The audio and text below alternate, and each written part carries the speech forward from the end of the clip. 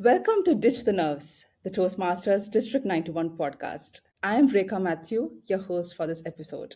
Today's guest is someone who has seen the world of leadership and communication at many different angles. He is a two-time TEDx speaker and he stood on some of the biggest stages in public speaking, finishing second in the World Championship of Public Speaking in 2015. He is also a management consultant, working closely with C suite leaders to help them lead effectively and create a bigger impact through their work. Please join me in welcoming Aditya Maheswaran to our podcast. Aditya, I'm so excited to have you with us. Likewise, Rekha. Thank you for inviting me. I love the name of the podcast, Ditch the Nerves. It's so appropriate to so many of us. Awesome. Now there are so many titles that comes along with you. While I was introducing, you have been speaking at TEDx, you have been on one of the biggest stages in public speaking, and many more. You've been a keynote speaker at many stages. Of course, this stems from the desire, I believe, deep within to be someone or to do something big in life.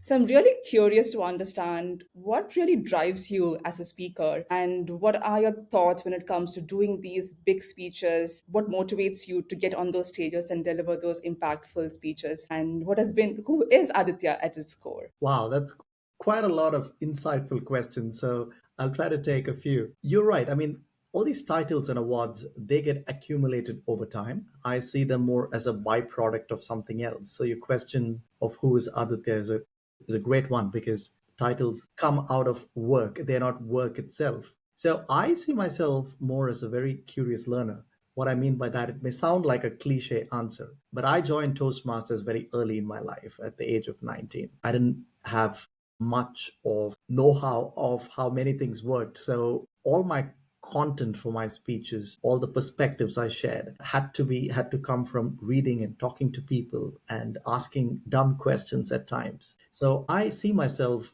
more as a first principle thinker, not afraid to ask dumb questions, not afraid to learn.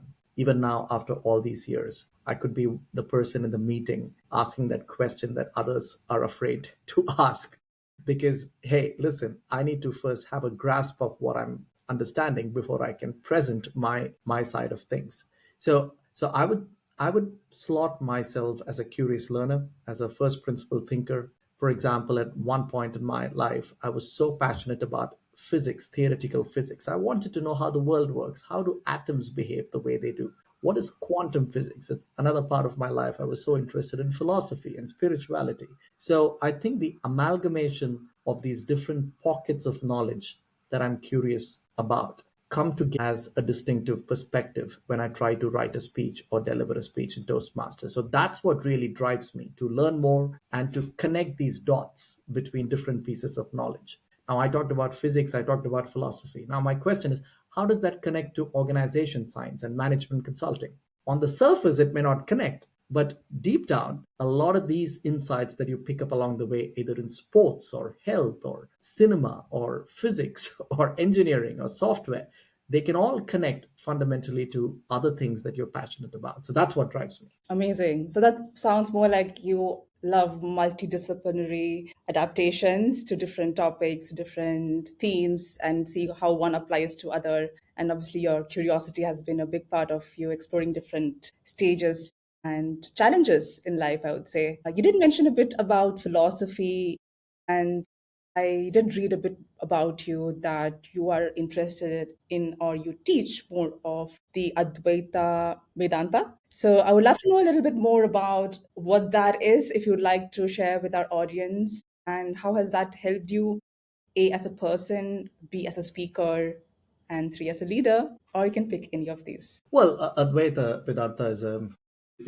is a deep. We probably need a few hours of podcast for that. But simply speaking, it is just the ability to suspend our everyday pressures and everyday priorities. Because the moment we wake up, our agenda is already set for us. We go to work, we have this pressure, that work, this person to please, that person to please. We seldom have time to inquire into who am I and Mm, why am I me? Why does this personality seem so obvious to me? And so, in the depths of that question lies a certain sense of calmness and peace of mind. And it cannot be just a theoretical peace of mind, right? Cognitively, somebody could have read 25 different philosophy books, could have done PhD in spirituality, but that person could be having a pretty traumatic experience of life themselves. So, how do you move from a conceptual understanding of philosophy or insight to a more first person understanding of being peaceful? That journey is what Advaita is all about. From understanding the world, which is important, to understanding ourselves as well. So, that is something which I've always been passionate about. But when the pandemic hit us, I thought, why not do a weekly class for people who are interested in it? So I do a Sunday morning class, London time. Amazing. So you teach people on the principles of their philosophy and how it can be applied into daily life, I would imagine. Correct. Yeah, I don't necessarily call myself a teacher. We have discussions. I would rather put it that way. Of course, I'm like a facilitator who leads the discussion, who injects some insights from either texts or my own perspective. But I try to create an environment where people can talk about these things and ask questions and share with each other. amazing. I would love to join if one of those Of sessions course. is still Yeah. running. It's open and free for all. Awesome. Coming to Toastmasters, now you have been a part of Toastmasters for 21 years, which is a long time Makes me feel still. very old. Yet you've accomplished some amazing things on the Toastmasters stage, going all the way, winning at many levels, which is from the club to area, division, district. And you have been placed second in the world in one of the competitions of World Championships in 2015, which is an amazing thing. And in this journey of Toastmasters that you've had in the last few years, I would love to know what has been like some of the skills that you've learned in Toastmasters that has helped you in your career, both professionally as well as personally. Are there a few skills that you would like to highlight and say this has helped you in your personal and professional journey, and what has helped you also become a better leader? If you can share some of those. Absolutely. Oh, it's been a terrific journey. I mean, 21 years has, on one hand, gone very quickly. On the other Yeah. hand, I have like decades of Toastmaster stories to tell. I also had the privilege of being a Toastmaster in multiple countries and districts. The first 7 years, I started at 19. So 19 to 25 was in Chennai, which molded me into from a like a late teens to what I would call a more professional person by 25. My first 7 years was more into leadership roles, Rekha. At that time, Chennai did not have a Toastmaster scene, and we were every other week doing demo meetings, going to corporates and trying to sell Toastmasters. I was the club president and then a district officer. It was only when I moved out of Chennai into a new district, I went to Bombay, I realized maybe I can try my hand at competitions. And then I moved to the public speaking side of it, the world championship side of it. And I had the opportunity to represent my district 3 times at the World Championships: 2014 in Kuala Lumpur, 2015, as you said, in Las Vegas, and 2017 in Vancouver. And then I moved to London. So my last 7 years has been in the UK District 91 scheme of things. Now, what have I learned? I think one of the things that I always tell people is that since I joined early, I very early in my life learned to work with people much older than me, people who are different to me. When I was the club president at 21, the average age in my club was around 45. And so people came to me with disputes, and I've never faced that before as a kind of a leader of a club who had to resolve these conflicts. Sometimes I would go ask my dad, what should I do? So one of the things I realized is if age or any characteristic is not on your side, you need to develop other muscles as substitute. So what I became really good at is understanding the rules and bylaws of Toastmasters, understanding processes, because what I couldn't achieve by age or reputation in Toastmasters at 19, I compensated with other skills that I developed in Toastmasters, right? Listening skills, not being judgmental, listening to both sides of the argument, not assuming I already know the answer, right? So those skills learned at that age really helped me even after I entered the corporate world. I'll probably tell you one more thing, and then I can add more later, is the ability to do something more than once. What the contests taught me, the world championships, was we all prepared speeches in Toastmasters, which are probably 80% good or 90% good. What competing at the world level forces you to do is take that speech and try to make that 90%, 95% good, 98% good, 99% good. A lot of people don't like repeating the same speech. In competitions, you're forced to do that, but you're forced to make it that 1% better, that 2% better. So when you have a speech that's 95% good and 98% good, that makes a big difference at a world stage with the best speakers in the world. Now, that skill applies at work and life as well. Now, when I go and speak to a client or when I make a presentation, I try to ask myself, is it that 90% or is it that 98%? And that can make a big difference. And that Toastmasters taught me. So it sounds like you have a very rigorous sort of training slash preparation process for your speeches, especially when you deliver at contest level. No wonder you have been at World Championships multiple times. I recently spoke to our last year's winner of World Championship in Public Speaking Toastmasters, who is Sabyasachi Sen Gupta. And one thing that he said about you is that he obviously mentioned you as his mentor, and that there are certain mentors, they know when the speaker needs help and when the speech needs help. And you have been a very critical person in his sort of preparation process, helping him and his speech to be tailored and refined to be what it was last year when he won the championship. So that's very incredible. And how do you sort of get that? I mean, if you have been his mentor, how who has been your mentor, or how have you been able to move from 95 to 98? Where do you find that help from? Yeah, I'm glad you spoke to Sabi. Sabi is a wonderful human being as much as he's a wonderful speaker. And he's a great friend. We know each other for over a decade now. And he's so right. He's put a great phrase to it. Know when to help the speech, know when to help the speaker. And in Sabi's case, he's been a great public speaker for a long time. It was more about Sabi, you can do it kind of mentoring rather than having to rewrite the speech. In my own life, I've had the opportunity to be blessed with many mentors. From a Toastmaster standpoint, I often call out Deepak Menon as a mentor who shaped me.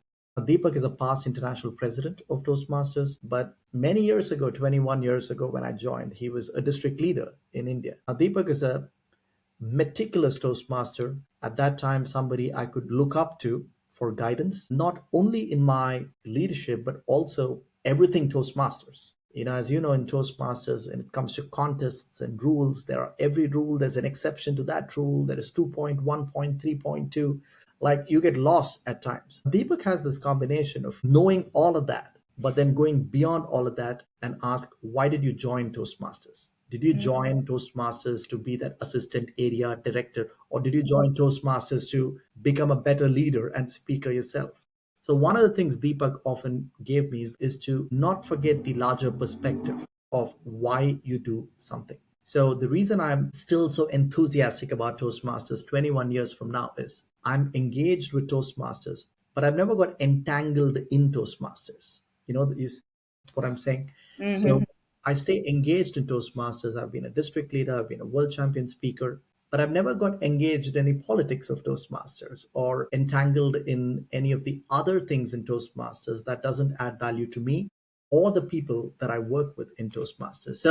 So I learned that through by the best of people like Deepak, who always focused on a marathon, not just a sprint. If development happens, if you think of the next 20 years, not just think of the next 6 months. And for you to sustain for 20 years requires calmness, being engaged without getting entangled in something. And so that's why I credit Deepak for being that initial mentor to give me that push. Awesome. And I relate to so many of your points when you mentioned like you need to ask or you need to dig really deep within to understand why you started doing it in the first place. Because I think over time you run so many times out of topics to speak about because you've spoken about it so many times and you lose motivation for some reason. And then for someone to sort of last for more than 20 years, of course, I think it requires some really good introspection of knowing what am I here for, what else can I improve, and why am I doing this in the first place. Even though I have been in Toastmasters just for about 2 years, I have lost motivation multiple times, and I have to like pick myself up and say, go and do it, go Well, and I do don't it. know who said this. I think Zig Ziglar or someone famous. He said motivation is like bathing. We recommend you do that every day. So, What do you think? sorry. or else you'll stink. Exactly, or else you'll stink, or else you'll get demotivated, right? In the analogy, I think what's key is some people think of Toastmasters as a course. A course has a finite period, right? So you enter a course that's 2 years or 6 months. But Toastmasters doesn't come with an end date. There was a joke where one of my family members, who's a non-Toastmaster, asked me, "How long have you been a Toastmaster?" I said, "Many years, 10, 15 years at that time." And he said, "Oh, you've still not learned public speaking then?" I said, "It doesn't work that way, because skills like public speaking or leadership, there is no end date where you get a certificate. You keep learning, you keep getting better at it. I'm sure Sabi will tell you that he's Yeah. still getting better at the skill. I will say the same thing. I'm still learning to be a better public speaker. And Yeah. therefore, motivation is key. Yeah. Often an analogy a lot of people use is public speaking is also like it's like muscle building. Like you go to the gym, if you don't use it for a long time, you're gonna lose the strength or the ability to continue. So I think you need to keep doing it for it to exist in the first place. Think of I mean, I've seen the world now. I work with many, as you said, many leaders around the best organizations who spend millions of dollars in learning and development, leadership development. I'm yet to see a pure learning by doing forum which allows leaders and speakers to just come, not to be their best, but to be themselves, be bad, but get feedback and try to make it better in a safe environment. It's not just in our Toastmasters mission. I've worked with hundreds of organizations. I'm yet to see something that helped people as much as Toastmasters helped me. Because people bring great speakers for motivation, 2 day workshops, 1 day workshops, online training, all that is great. But something like public speaking is something like cycling or learning swimming. You have to be in the water to learn swimming. You can't read a book and learn swimming, right? You can learn about swimming, but you can't learn swimming. You can learn about cycling, but you can't learn cycling unless you actually ride a cycle. So a lot of people focus when it comes to leadership and public speaking. They learn about it, but they don't learn it, because for you to learn it, you got to jump into the deep end of the pool yourself. And that cannot be a one time thing. That needs to happen weekly or daily or monthly. And that's the advantage of Toastmasters. Yes, absolutely. Completely agree. You meet a lot of executive leaders, senior leaders, and you work very closely with C suite leaders driving global leadership transformation programs in your own organization. What, according to you, is high performance leadership? What does that look like for you as a leader? Well, there is no one specific formula or template for leadership, but you can draw some. In my observation of working with leaders, I always look at what are some common traits or patterns that I'm observing in leaders who have consistently done really well. One of the things that I observe, which is often underrated, successful leaders have a large appetite to take on multiple things, right? They don't see them, they may be a head of a department, but they don't see themselves restricted to that function. They may be having a title now, but they're not boxed within that title. They want to learn what other functions are doing. They want to know what other industries are doing. They never say no to a new piece of information. They have a large appetite to learn and grow, which is very much key because the world is changing so fast, and high performance is always a reflection of you in the past. It doesn't guarantee future high performance, right? Which is why we differentiate between high performers and high potentials. High potentials look into the future, high performance looks into the past. So if you are a high performer, but you want to continue as a high potential into the future, you need to have a really large appetite to want to do more, right? Not get restricted by this box or this function or this boundary, etc. The other thing I observe, of course, are high performing leaders have a keen sense of being accountable to today's results, but not forgetting that tomorrow will come very fast. And so, how can I be accountable for today and 2 years from now and 4 years from now? What I mean is, how do I run the business and change the business simultaneously? How do I perform and transform at the same time? How do I answer my customers today? I need to be really good at that. But also, how am I thinking of AI? Am I thinking of this disruption? Am I thinking of whether my industry will even be around 2 years from now? The leaders who are able to have both time horizons at the same time and work towards strategy as much as they work towards performance is key, right? We saw that at even Toastmasters, right? The Toastmasters leadership struggled, but they did have an answer to We've been running this organization for 100 years very successfully. Suddenly, technology, AI, pandemic, these things hit us. Are we prepared for that? Have we Mm. thought of those scenarios? How prepared are we when that actually happens? And Toastmasters, it's fine, but in an industry like a pharmaceutical industry, a technology industry, a banking industry, which really impacts people and lives, we need leaders today who are able to perform and transform simultaneously. And I think that's a key differentiator. Quite interesting. And you did mention at the beginning something about having a bigger appetite, Yeah. having a bigger capacity. Is that something you think comes with sort of the traditional career ladder of going from, say, a leader to senior lead executive? Is that how you build your appetite? Can someone who is sort of very hungry yet very young in their career still have that appetite? How do you sort of build that appetite is probably my question that I'm coming to. Well, I mean, one of the ways is just have a hunger Mm, to know more, right? yeah. A lot of people in our early or late 20s, we don't feel trapped in the industry or function or the title that we are in. But at late 20s, if all you've done is finance, or all you've done is sales, or all you've done is marketing, you feel trapped in a way that you feel it's too late to change paths. How can I jump from marketing to software? How do I do software to sales? I mean, these things seem you're too fixed in your swim lane and you can't change swim lanes after that, right? So, one of the ways is to be curious about systems thinking right from the beginning. I may be a marketing person, but I really want to know how my company runs overall, right? I may be a software programmer, but I want to know, say you said software programmer in Infosys, but I want to know how Infosys makes money overall.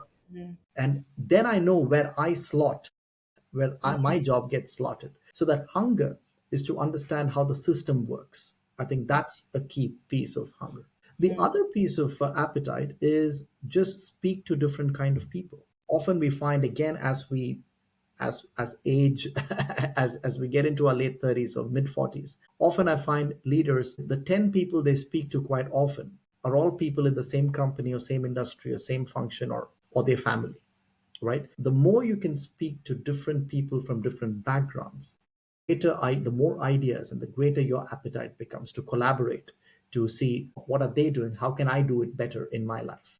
And this can be people or books or podcasts. It could be somebody listening to this podcast, right? They didn't need to listen to it, but they listen to it and they might get a couple of ideas. These are ways in which we can increase our appetite to do more, learn more.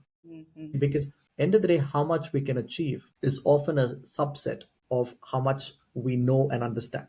Even in public speaking, like Reka, we observe sometimes that every kid in Toastmasters 21, 20, they all want to be public speakers, trainers, and motivational speakers. That's the skill of speaking is important, but also the what of speaking is important. Why should someone listen to me beyond my style on stage? I may be very stylish on stage, I may be very suave on stage, but what am I speaking? How much do I know that I can add value?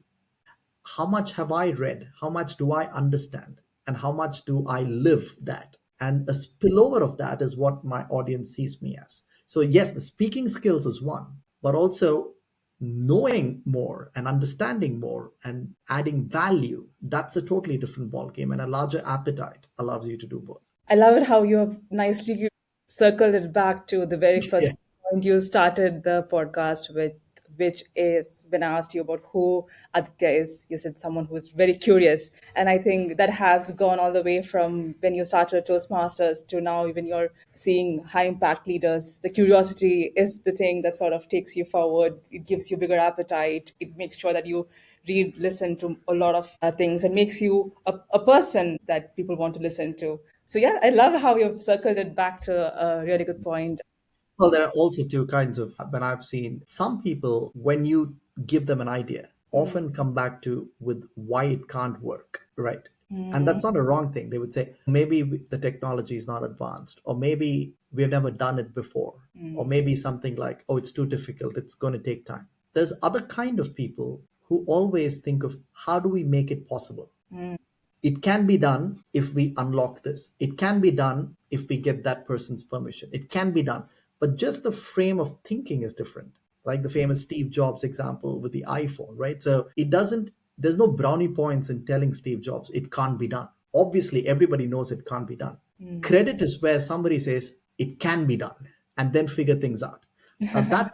That's a different mindset. And in today's world, that curiosity, the functional application of curiosity is going with how do I make something happen, as compared to here are five things why things can't happen. The point about that is anybody can say that. It doesn't require you to say it cannot happen. It requires a special person to say it can happen, and here's how I'm going to make it happen. Basically, like having a can do attitude to life Correct. and work and everything. Cool. So, Aditya, you have done so much in public speaking. You have stood on some of biggest stages. What is next for you? What is it that you want to achieve in the front of public speaking? Well, I've had the luxury of being in a profession where my passion and skills through Toastmasters automatically come to use. Yeah. So I love audiences of 5,000 or five. That's me, right? So in my daily life, I get the opportunity to work with the C-suite, top teams, and also many other leadership teams with governments, with institutions, with multinational companies. And so every week is a public speaking week for me in that sense. Mm, But from a more personal ambition point of view, hopefully at some point in the future, I would be able to amplify and impact even more people than just people in large organizations. Because I mm, think there are so many skills that senior executives get the opportunity to learn and grow, that a lot of people in the world don't get the opportunity to learn or understand and grow. So I mm. hope at some point in my career, I would take what I've learned through my career and through Toastmasters and try to amplify that impact to the larger society and not just big corporations. Yes, okay. That's still a massive goal. And just building on that, based on your experience, when you deliver these speeches and you come out of stage, what it gives you that, like, I don't know what's the right word, what gives you that kick or what gives you that sort of thing that you can look back and say, I did well, or it was a fantastic speech? Like, what gives you that? Yeah. The truth, Rekha, and I'm sure most achievers in many fields would probably agree, is that you cannot define it, but it's an internal click that you have, right? Sometimes you know you've done a great job, and sometimes you know there was something missing in your presentation. Mm, For me, I used to ask people, how did I do for feedback? mm, And then I realized the feedback wasn't that, insightful. Then I would ask people, how did you feel? mm, Right, as a end at the end of my session. Then I found that feedback was much more useful because people would say, I felt motivated, or I felt like I want to put this in practice. It was much more insightful point. So what I've done over the years is I've refined the question that I ask my audience mm, to make me understand whether the speech has been successful or not. Because I don't want nowadays, I don't want somebody from my audience to come to me and say, good body language or your stage spacing was good. I feel deflated and disappointment if all they could commend me on was my body language or hand gestures. So the question I asked them was, what would you do as a result of having heard this presentation, or how do you feel?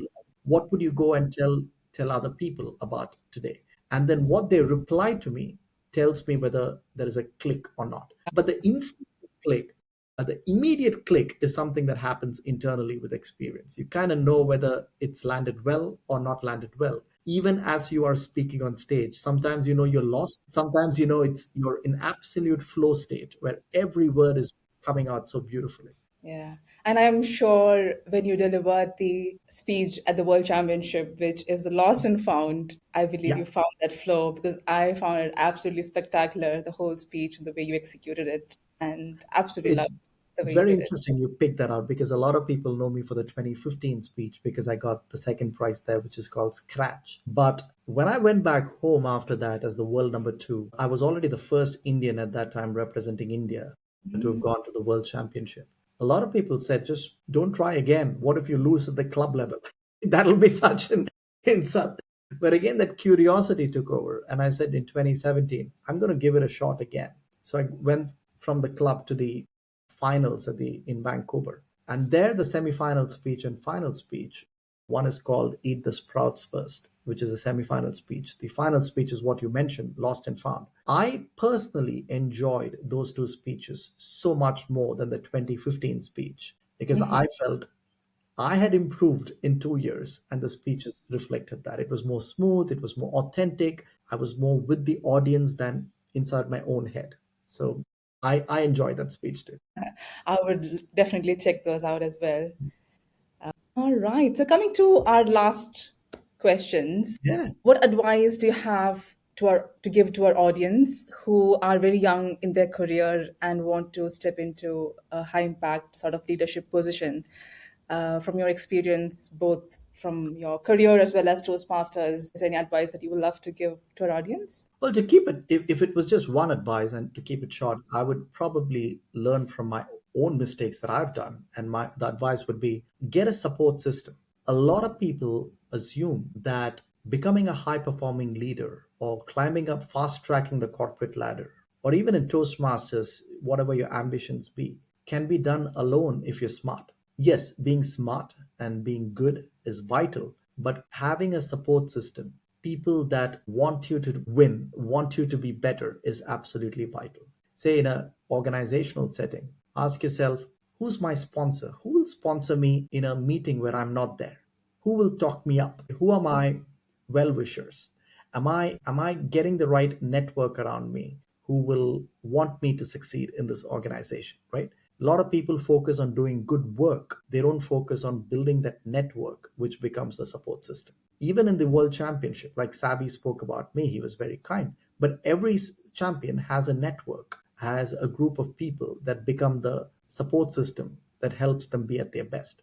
When we watch Wimbledon or any tennis match or cricket match, they show you the crowd, and there's this coach, there's the mentor, there's the nutritionist, there is the physical trainer. There's so many people that are required for you to be successful. And don't try to do the long game by yourself. Create the right support structure, and that will accelerate your progress, whether it be in Toastmasters or whether it be in your career. Yeah, I've heard so many times from most of the leaders who've been on the podcast who've said, find a support system, find a mentor, find a coach. Absolutely. They can teach you and But show you also beware, as the quote goes, beware the false prophets. What I mean by that is, well, if the first thing that a potential mentor or coach says is sign up for my the course. Yeah. program, or here's my book, or here's the rate, it's not that they're bad. Know that they are in it for themselves as well, and that's fine. But ensure your chemistry matches, ensure you trust that person, because if you don't trust somebody, they may be telling you the best of advice, but it's not going to help you. So create that trust. Take a lot of time to decide who you want to work with, and then give in fully, right? Because a lot of times, a lot of people desperately spend a lot of money on many things that they don't get much in return. Try to find out who is genuinely interested in your success, and that is going to take us long. Awesome.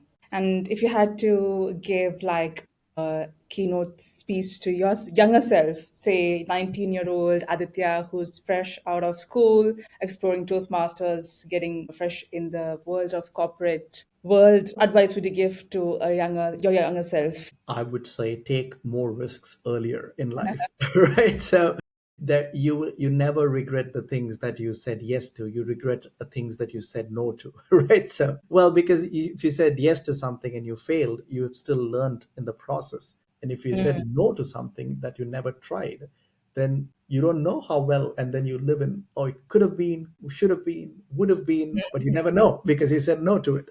So I would probably have said yes to many more high risk items and just seen, let's see how it goes type of attitude. Yeah, take more risks. Correct. Awesome. Last question of the podcast. Would you recommend any book or any quote that has inspired you to shape you become a good leader today? I wouldn't say good leader. I would say just get better perspective, which helps me become a better leader. I love fiction and non-fiction. One of the books that I read very early in my life was Victor Hugo's Les Miserables. And that's also a popular West End musical, isn't it? Mhm. That book impacted me quite a lot because it had something about psychology, philosophy. It had a lot about love. It had a lot about people, why people do what they do, and that book. I still think of Les Miserables when I look at the world and look at people. Another book, I'm a big fan of this author Fyodor Dostoevsky, and Dostoevsky's book, The Brothers Karamazov, was again an early influencer. I read it quite some time ago. And just the complexity of people and the complexity of life. Mm, I like books that are more real, that has layers and that reflect reality. And mm, so, I mean, these are I can go on with a longer list. mm, But more specifically, I like some of the management classics that have helped me as well, like Seven Habits and some of the other books, which are really good in giving us a perspective of what we already know, but it puts language and structure to yeah. it. And I'm sure your interest in physics and philosophy equally has shaped you to become a better leader because you Oh yeah, understand absolutely. people. Yeah, yeah, yeah. Cool. Awesome. Aditya, thank you so much for joining us today. Your insights on leadership, communication, mentorship has been really eye opening to me, and I'm sure it will be eye opening to our audience as well. And yeah, we look forward to seeing all of the amazing things you continue to do within and outside Toastmasters. So thank you so much for joining us today. Thank you, Rekha. It was a pleasure speaking to you, and thank you for being so affable as a host. Awesome. Thank you, everyone, for joining us today. We hope to see you in our next episode. Until then, keep calm and ditch the nerves.